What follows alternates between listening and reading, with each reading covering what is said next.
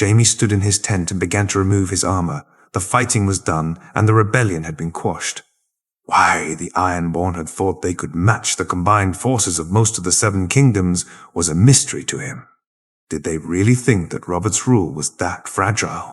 Did they not understand that with Stark and Arryn, Robert controlled 3 kingdoms, and with Cersei as his wife that gave him a 4th?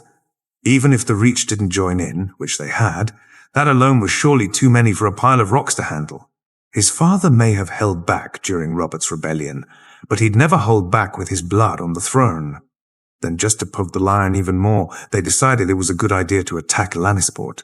Were they really that dumb? Evidently so, as now Balon Greyjoy sits a broken throne with 2 of his sons dead, and the other to be a hostage to his good behavior. No doubt Robert would give that dubious honor to Stark, Jaime thought bitterly. Jaime had felt alive in the carnage of the fighting. It was the only thing that actually did make him feel anything since that day in the Red Keep.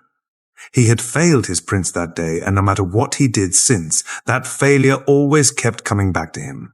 "Look after my family, Jaime. Things will change when I return," Rhaegar had said. But Rhaegar hadn't returned, and Jaime could have never known that his father would sink so low. Before his thoughts could get the better of him once again, he was interrupted by a boy at his tent. "Sir Jaime, the king wishes to speak to you," the boy said nervously. "Very well. I'll be there presently," Jaime replied. As he entered the king's tent, he could tell that this was no ordinary meeting. Eddard Stark sat there with the king, his usual serious expression showing on his long face. Wait, what was that look? Was that pity? Who the hell does he think he is to pity me? Jaime thought as he looked at the man.